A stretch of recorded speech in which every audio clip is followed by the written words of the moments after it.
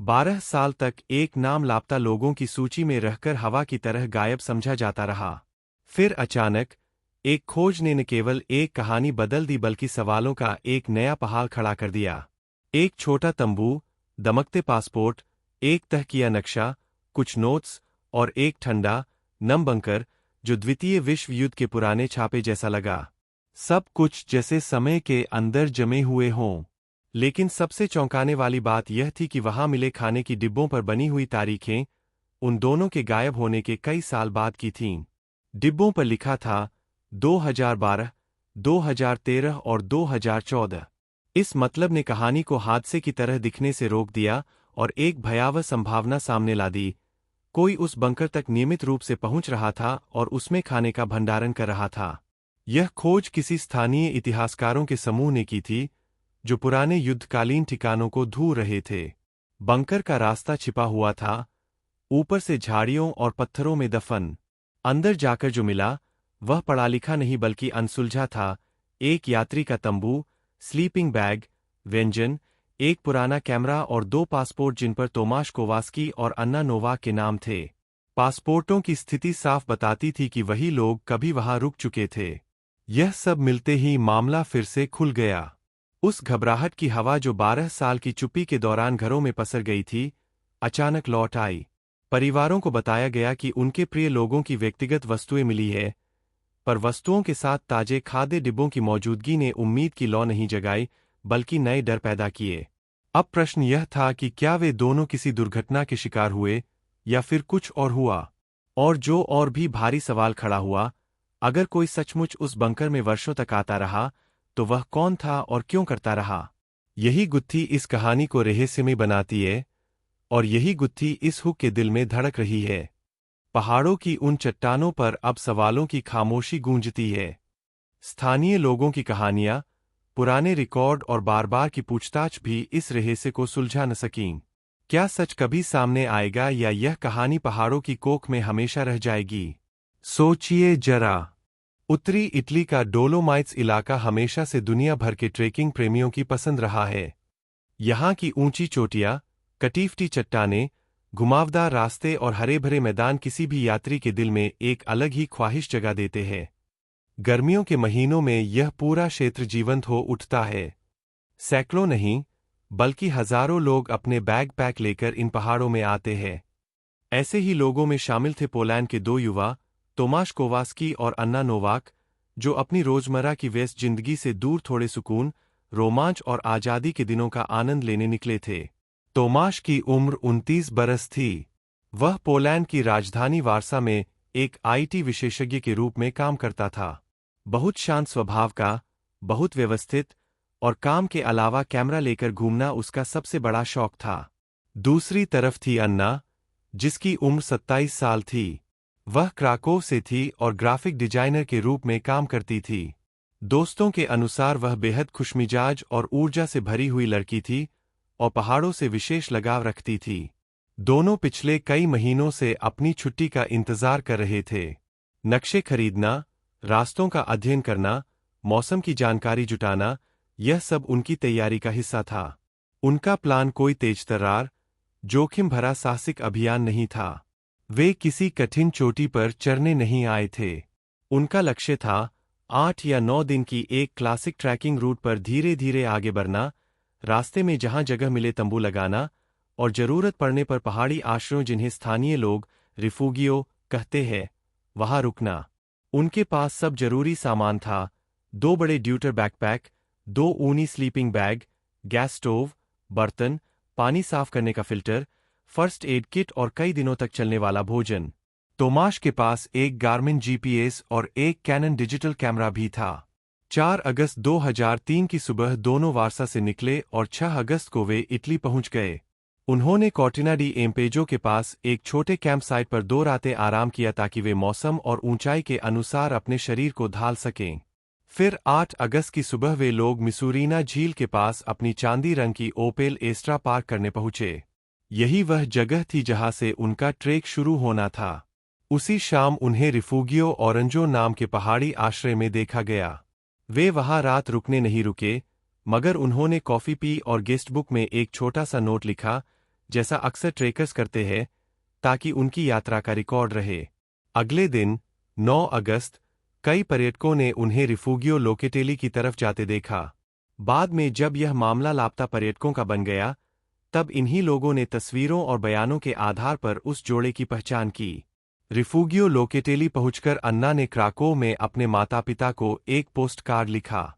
छोटी सी पंक्तियां थीं, सुंदर पहाड़ों से नमस्कार, मौसम अच्छा है, दृश्य अद्भुत है, सब योजना के अनुसार चल रहा है। प्यार। पोस्ट कार्ड उनके घर तक अगस्त महीने के अंतिम हफ्ते में पहुंचा। तब तक किसी को इस बात का अंदाजा नहीं था कि यह उस जोड़े का अपने परिवार को भेजा हुआ अंतिम संदेश होगा। 10 अगस्त की शाम लगभग 7 बजे तोमाश ने वारसा में अपने बड़े भाई मारेक को फोन किया। यह कॉल लोकेटेली शरण स्थल के लैंडलाइन से की गई थी, क्योंकि पहाड़ों में मोबाइल सिग्नल बेहद कमजोर होते हैं। बातचीत साधारण थी। उसने बताया कि सब ठीक है, दोनों थोड़े थके हुए हैं, मौसम बिगड़ रहा है, बादल घिर आए हैं और हवा तेज हो रही है। उसने यह भी कहा कि अगले दिन वे दक्षिण दिशा में रिफूगियो पियान चेंगिया की ओर बढ़ने वाले हैं। कॉल के अंत में उसने वादा किया कि जैसे ही मौका मिलेगा वह फिर संपर्क करेगा। यह वादा कभी पूरा नहीं हुआ। इसके बाद उस जोड़े की आवाज किसी ने नहीं सुनी।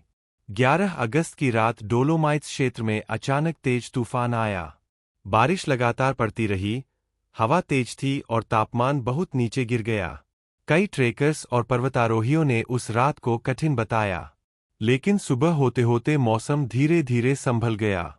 इंसान सोचता है कि जब इतने सारे लोग सुरक्षित बाहर आ गए, तोमाश और अन्ना क्यों नहीं दिखे।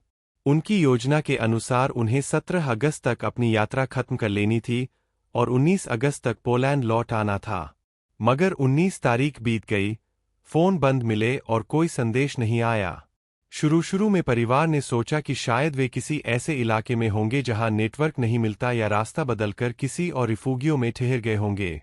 लेकिन जब 21 अगस्त तक भी कोई खबर नहीं आई तो तोमाश के भाई मारेक ने पोलैंड के विदेश मंत्रालय से संपर्क किया। मंत्रालय ने तुरंत रोम स्थित पोलिश दूतावास को जानकारी दी और वहां से मामला इटली की पुलिस, कैराबिनेरी, को सौंपा गया। 22 अगस्त को कैराबिनेरी की एक गश्ती टीम ने वही कार, चांदी रंग की ओपेल एस्ट्रा, मिसूरीना झील के पास पार्किंग में खड़ी देखी। कार बंद थी और अंदर शहर के कपड़े, यात्रा गाइड और गैस स्टेशनों की रसीदें थीं, जिनसे उनके पोलैंड से इटली तक के सफर की पुष्टि होती थी। कार का वही मिलना इस बात का सबसे मजबूत सबूत था कि वे दोनों पहाड़ों पर गए थे लेकिन वापस नहीं लौट पाए। इस पल से खोज और बचाव अभियान की सबसे बड़ी कार्रवाई शुरू हुई। 3 हेलीकॉप्टर और 50 से ज्यादा पर्वतीय बचावकर्मी, कैराबिनेरी और विशेष टीमें शामिल की गईं।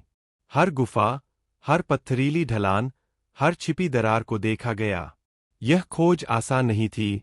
ऊंचाई, बदलता मौसम और खतरनाक चढ़ाइयां टीमों की परीक्षा ले रही थीं। फिर भी उम्मीद इस बात पर टिकी थी कि शायद कहीं कोई सुराग मिलेगा, जरा सा कपड़ा, कोई ट्रैकिंग पोल या किसी दुर्घटना का संकेत। लेकिन नतीजा शून्य था। न कपड़ों का टुकड़ा, न तंबू, न बैग, न कैमरा, न कोई संकेत कि आखिर उनकी दिशा क्या रही होगी। कुत्तों को भी किसी तरह की गंध नहीं मिली। यह बहुत असामान्य था। पर्वतीय बचावकर्मी अक्सर कहते हैं कि पहाड़ किसी को पूरी तरह निगल नहीं लेते, कोई न कोई निशान जरूर मिलता है। मगर यहाँ कुछ भी नहीं। 27 अगस्त तक सैकड़ों वर्ग किलोमीटर इलाके की खोज हो चुकी थी। हर रिफूगियो के कर्मचारियों से पूछताछ हुई, कई पर्यटकों से बयान लिए गए, मगर किसी ने भी 10 अगस्त की शाम के बाद उस जोड़े को नहीं देखा था। न किसी ने मदद की पुकार सुनी, न किसी ने गिरी हुई चीज की रिपोर्ट की। 29 अगस्त को पूरे 7 दिन की कठिन खोज के बाद अभियान आधिकारिक तौर पर रोक दिया गया। नियम यह कहते हैं कि जब किसी भी नए सुराग की पूरी तरह अनुपस्थिति हो तो सक्रिय खोज को आगे बढ़ाना व्यर्थ है। मामला अब लापता व्यक्ति जांच बन गया था। धीरे धीरे यह बात मान ली गई कि शायद तोमाश और अन्ना किसी दुर्घटना का शिकार हो गए होंगे। लेकिन जिस चीज ने सबको उलझन में डाला वह था शून्य सुराग। किसी दुर्घटना में भी कुछ न कुछ अवशेष जरूर मिलता है, पर यहां तो पहाड़ पूरी तरह खामोश थे। इतालवी पुलिस, पोलिश दूतावास और वारसा पुलिस ने मिलकर उनके दोस्तों, सहकर्मियों और रिश्तेदारों से बयान जुटाए।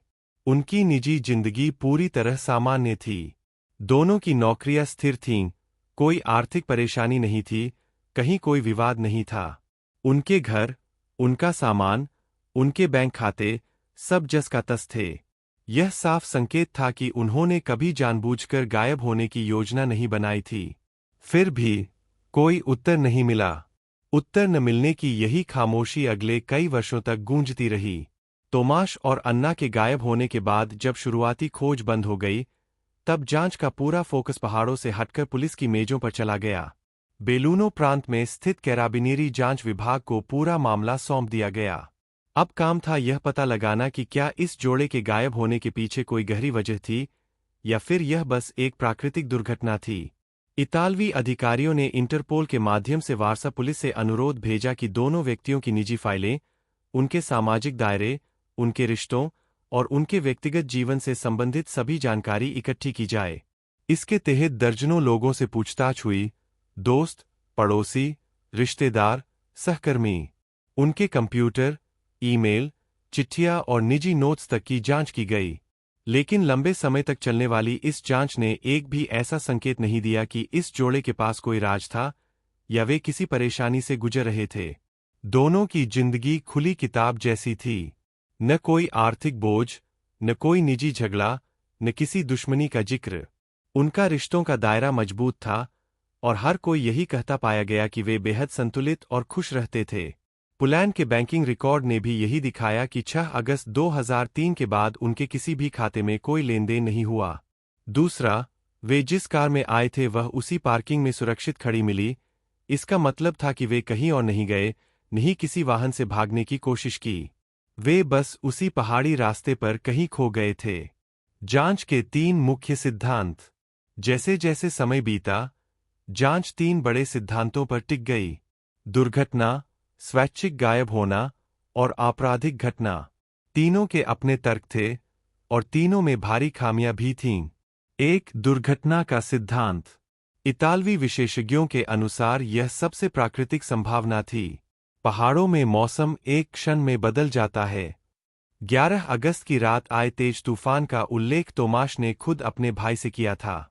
संभव है कि खराब मौसम में उन्होंने किसी कठिन ढलान पर गलत कदम रख दिया हो या किसी संकरी चट्टान के किनारे से फिसल गए हों। डोलोमाइट्स में कई ऐसे कार्स्ट क्षेत्र हैं जहां गहरी दरारें और छिपे गड्ढे होते हैं। इनमें गिरना जानलेवा साबित हो सकता है। लेकिन इस सिद्धांत की सबसे बड़ी कमजोरी यही थी कि एक भी सुराग नहीं मिला।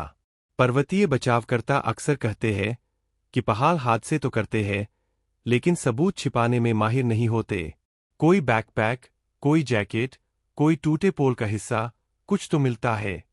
तोमाश और अन्ना के मामले में यह पहला केस था जिसमें बड़े पैमाने पर खोज के बावजूद शून्य मिला। इतने सालों तक, इतने सारे लोगों के वहां आने जाने के बावजूद किसी को कोई संदेहास्पद चीज नहीं मिली। यह बात अनुभवी बचावकर्ताओं के लिए भी समझना मुश्किल थी। 2. स्वेच्छा से गायब होने का सिद्धांत। यह सिद्धांत लगभग शुरू में ही जांचकर्ताओं ने सोचा था। शायद दोनों ने जानबूझकर समाज से गायब होकर नई जिंदगी शुरू करने का फैसला किया हो। दुनिया भर में ऐसा होता भी है। लोग अचानक सब छोड़कर कहीं दूर निकल जाते हैं। लेकिन यहां यह सिद्धांत टिक ही नहीं पाया। दोनों के पास अच्छी नौकरियां थीं। परिवारों से संबंध बेहद मजबूत थे। यात्रा से पहले उन्होंने भविष्य की योजनाओं की बातें की थीं। उन्होंने पोलैंड में अपने घर, सामान, कपड़े, पैसे, सब कुछ वहीं छोड़ दिया था। सबसे बड़ी बात, ऐसा कदम प्लान करने वालों को बड़ी रकम की आवश्यकता होती है और उसका कोई संकेत नहीं मिला। न बैंक से निकलवाई गई कोई बड़ी रकम, न किसी छिपे खाते का रिकॉर्ड, न किसी एजेंसी से संपर्क। इसलिए 2004 के मध्य तक यह सिद्धांत आधिकारिक रूप से बंद कर दिया गया। 3. आपराधिक घटना का सिद्धांत। यह सिद्धांत शुरुआत से ही सबसे कमजोर माना गया क्योंकि डोलोमाइट्स एक सुरक्षित पर्यटक क्षेत्र है। यहां लूट, फिरौती या अपराध की घटनाएं लगभग न के बराबर होती है। लूट की संभावना खत्म हो जाती है। क्योंकि पहाड़ों में घूमने वाले लोग भारी कीमती सामान लेकर नहीं चलते। फिरौती के लिए अपहरण भी नहीं, क्योंकि किसी परिवार से कोई संपर्क नहीं किया गया और न किसी तरह का संदेश मिला। हाँ, एक संभावना यह जरूर थी कि किसी अपराधी या संदिग्ध व्यक्ति से अचानक सामना हो गया हो, जैसे अवैध शिकार करने वाले लोग या तस्कर, जो डरकर उन दोनों को रास्ते से हटाने पर मजबूर हुए हों। लेकिन यह भी महज कल्पना ही थी, क्योंकि किसी भी तरह का सबूत, निशान या संघर्ष का संकेत नहीं मिला। समय बीतता गया और पहाड़ चुप रहे। धीरे धीरे मामला ठंडा पड़ गया। साल गुजरते गए, परिवारों की चिंता बढ़ती गई, लेकिन पुलिस की फाइलें धूल जमा करने लगीं। हर अगस्त में तोमाश और अन्ना के परिवार स्थानीय इटालियन अखबारों में उनकी तस्वीरें छपवाते। अगर किसी ने देखा हो तो कृपया बताएं। लेकिन हर बार जवाब वही आता, कुछ भी नहीं। जो भी थोड़ी सी उम्मीद बची थी, वह तब भी बुझ जाती जब हर बार डीएनए रिपोर्ट बताती, यह अवशेष किसी और के हैं। इटली के स्थानीय गाइड, पर्वतीय कर्मचारी और पर्यटक इस कहानी को धीरे धीरे एक पहाड़ी किंवदंती की तरह सुनने लगे थे। एक ऐसी कहानी जो रात में अलाव के पास बताई जाती, जहां दो लोग एक दिन रास्ते पर चलते चलते गायब हो गए और किसी को पता नहीं चला कि उनके साथ क्या हुआ। 12 साल बाद एक नई शुरुआत। जुलाई 2015 की गर्मियों में एक ऐसा पल आया जिसने पूरे मामले को झकझोर दिया।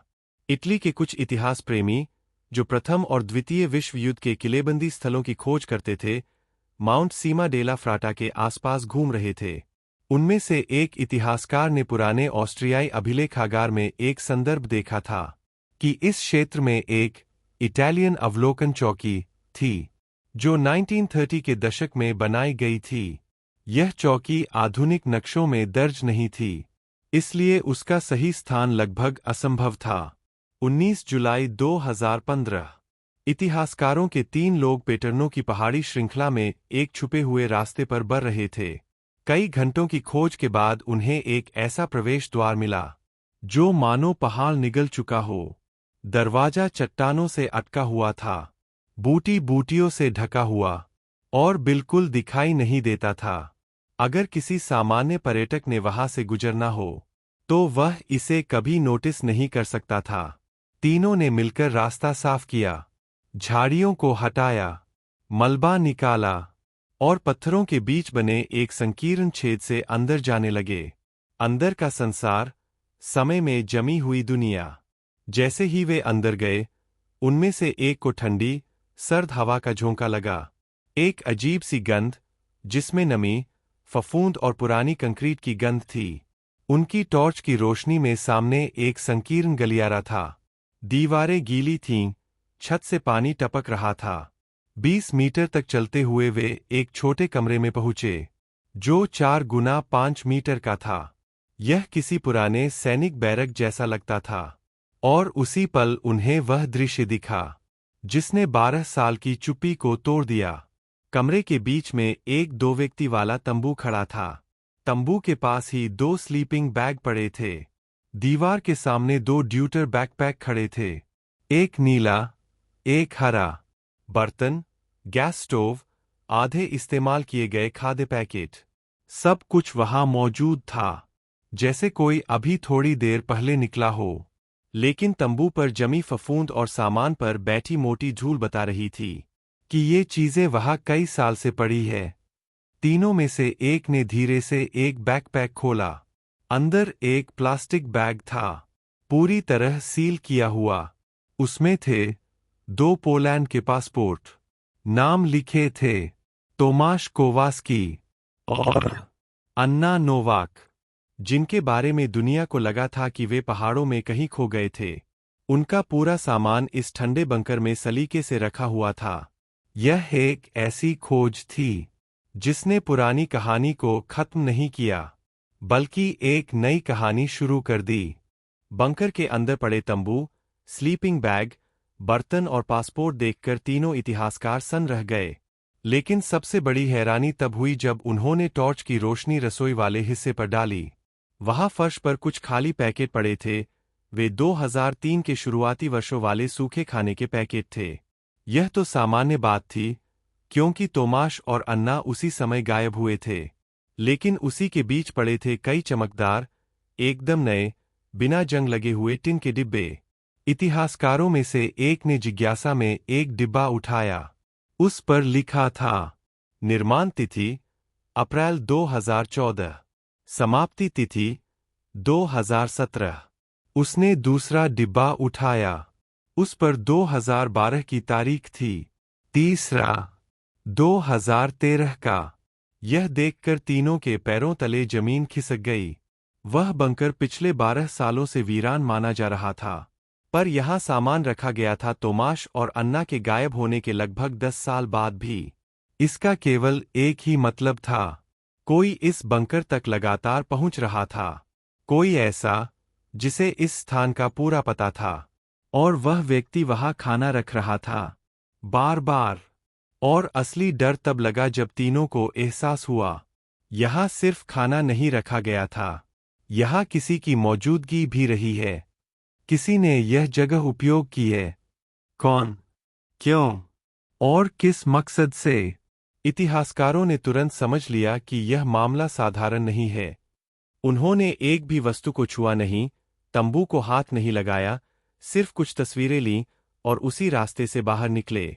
बाहर निकलते ही उन्होंने बंकर का प्रवेश द्वार उसी तरह ढक दिया जैसे उन्हें मिला था, ताकि किसी भी सबूत को नुकसान न पहुंचे।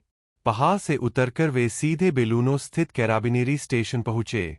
वहां उन्होंने पूरी घटना विस्तार से बताई।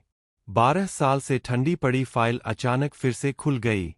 अब यह सिर्फ लापता लोगों का केस नहीं रह गया था, अब यह एक संभावित अपराध का मामला बन चुका था। फॉरेंसिक टीम का आगमन, सच को पकड़ने की पहली कोशिश।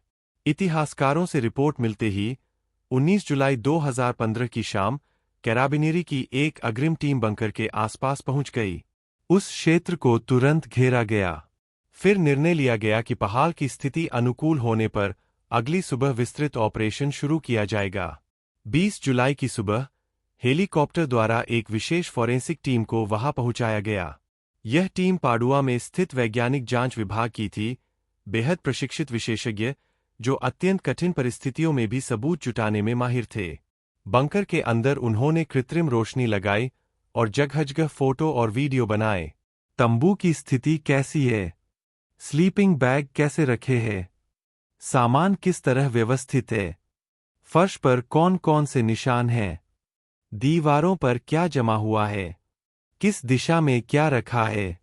सबको अलग-अलग कोनों से रिकॉर्ड किया गया। इसके बाद शुरू हुई असली प्रक्रिया, सबूत एकत्र करने की।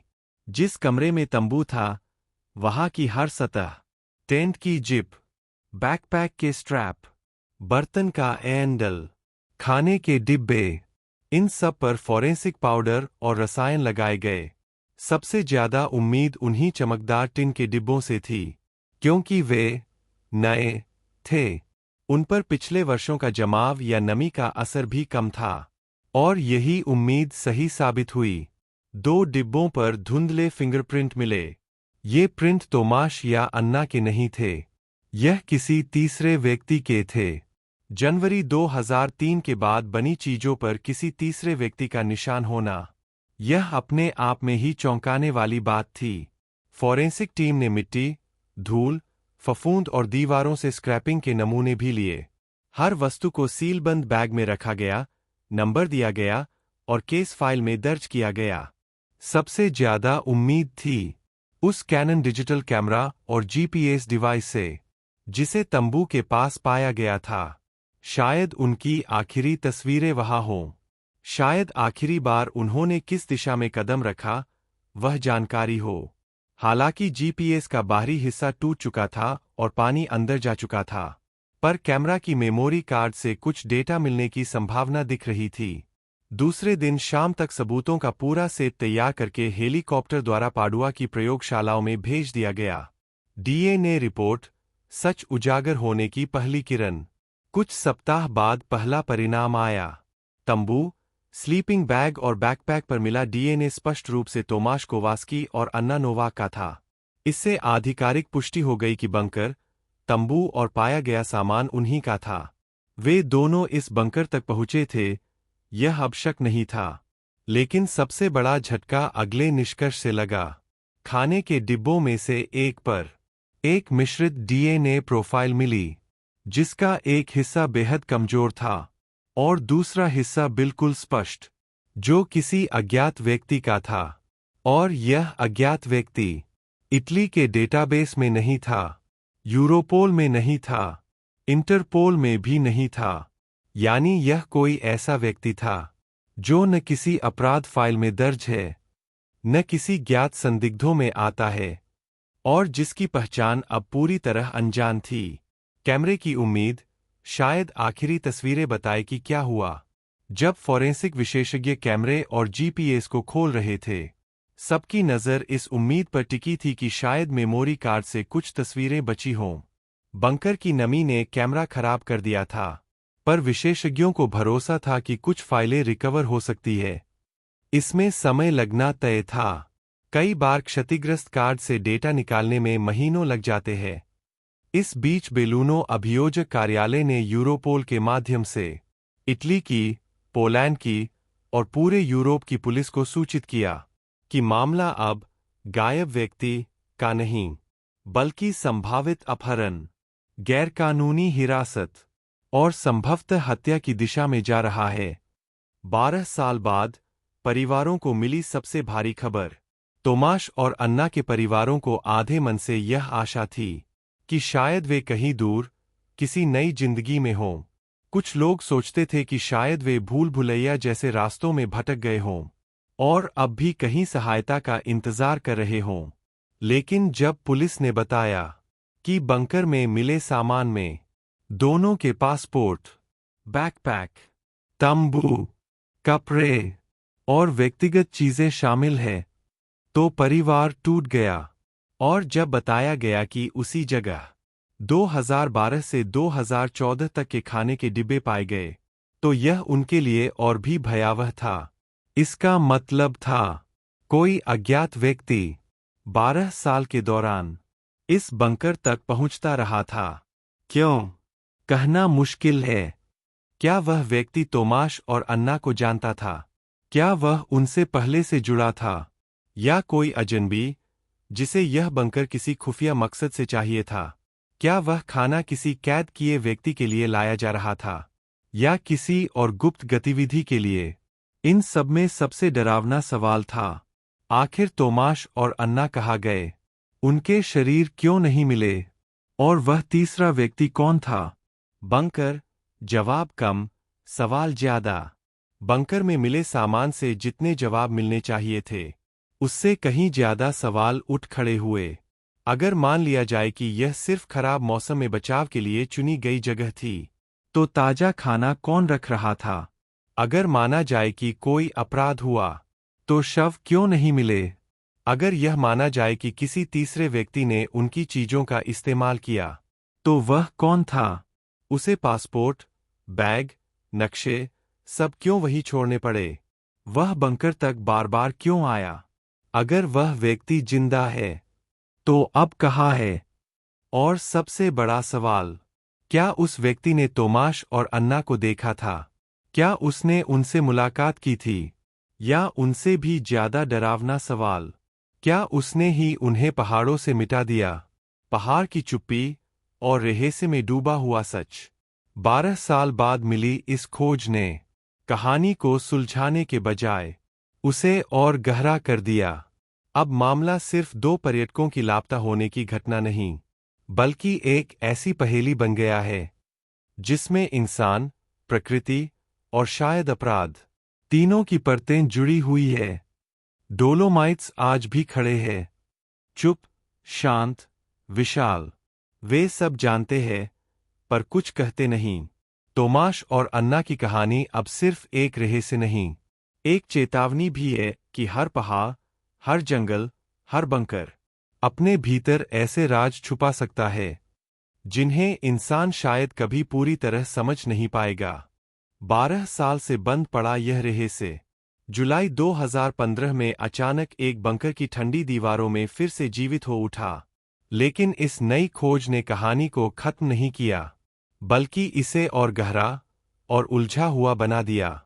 तोमाश और अन्ना डोलोमाइट्स की खूबसूरती देखने निकले थे। उनके पास पूरी तैयारी थी, नक्शे, उपकरण, खाना, जीपीएस, कैमरा।